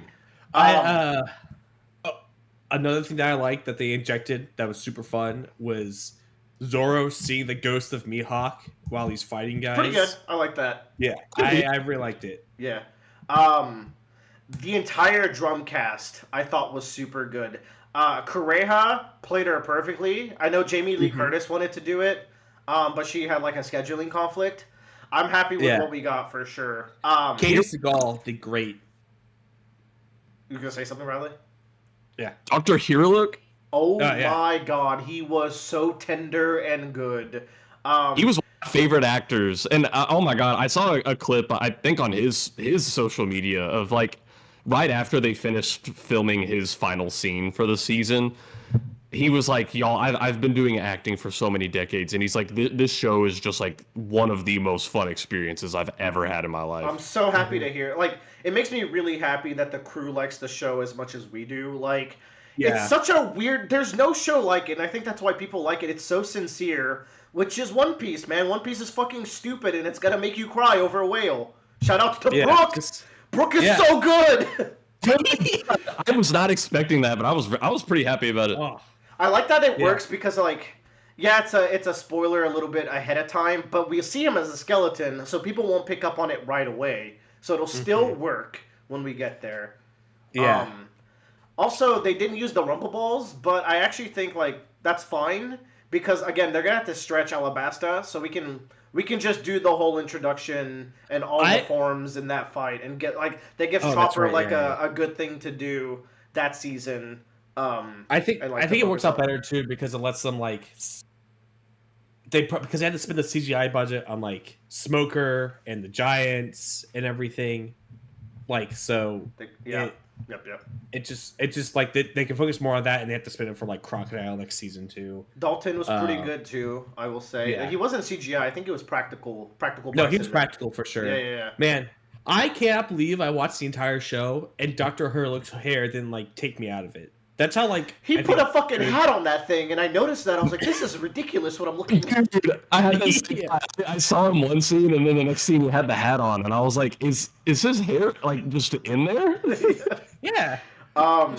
It was a similar thing with Chopper, where he gives Chopper the hat, and it cuts away, and Chopper has the hat on over the antlers, and me and Amy looked at each other. We're like, "Wait, how did put it on?"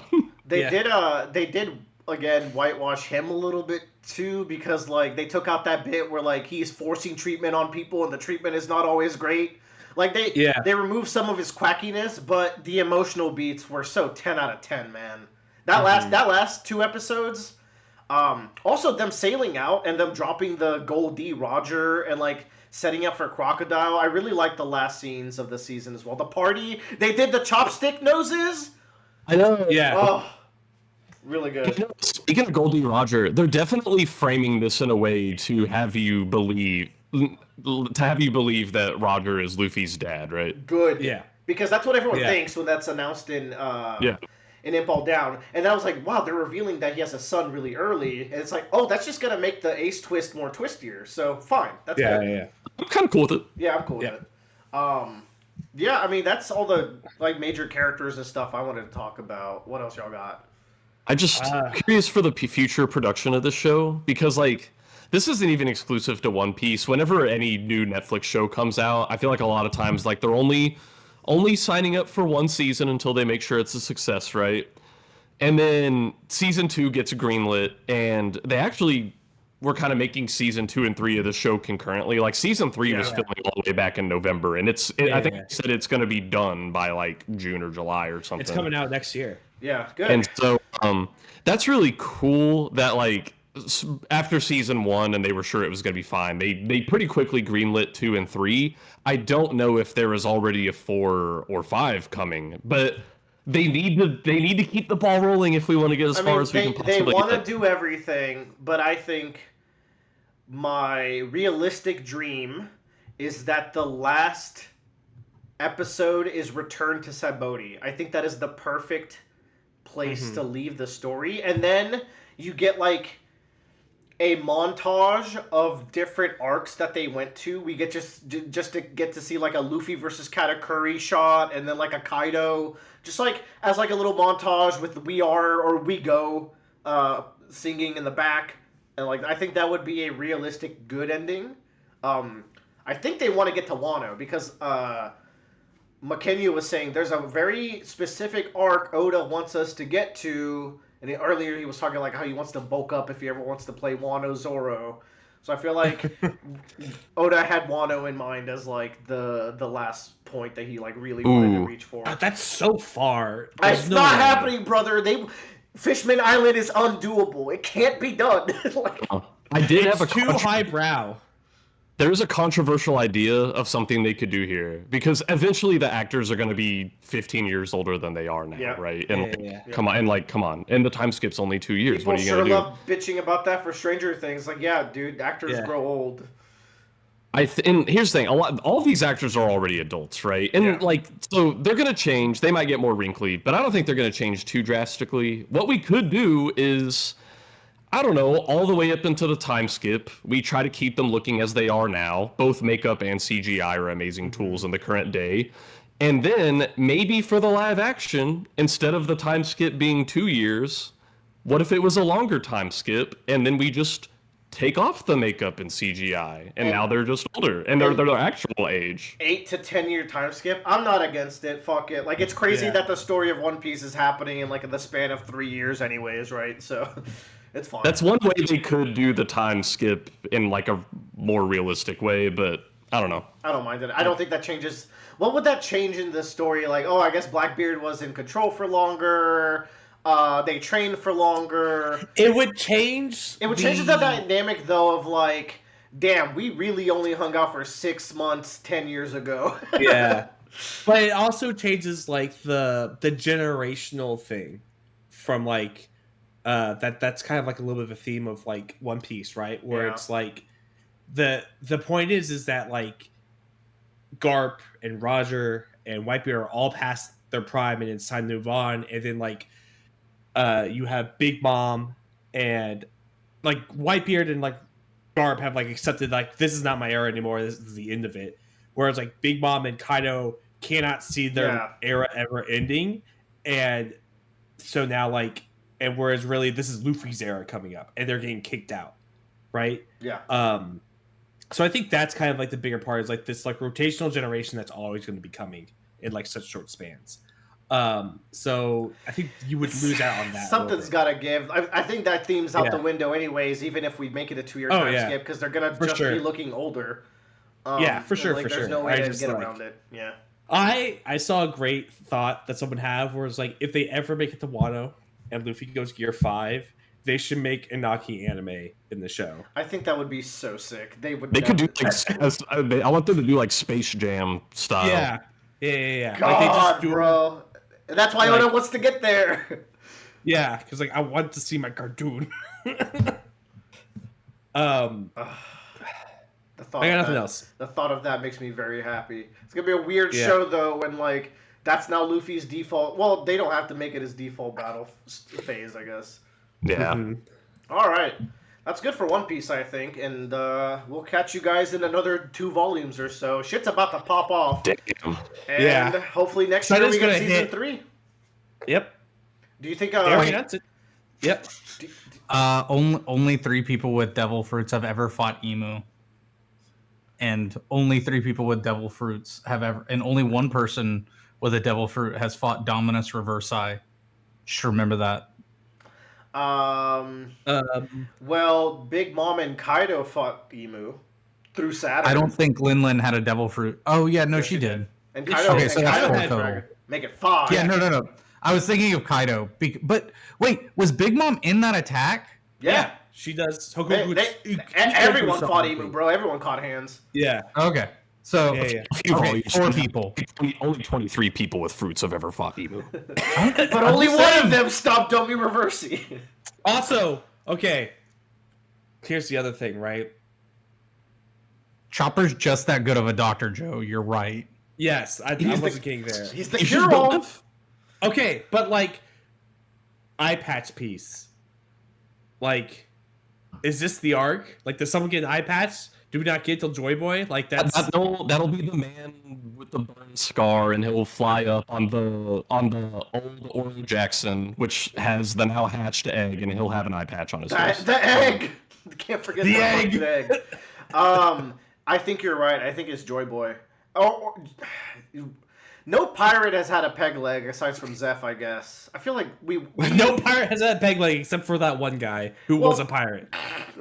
First of all, go die. Second of all, we kind of wasted the peg leg on Zeph if it's gonna be on one person. No, I like Zeph. Wasted. I like Zeph. Oh, when you get the eye patch character, I want it to be that gag from SpongeBob where he has 2 eye patches and just can't see. Jesus Christ, that would be such a waste. It's Joy Boy. It's Joy Boy. It's Joy Boy. Yeah. All right.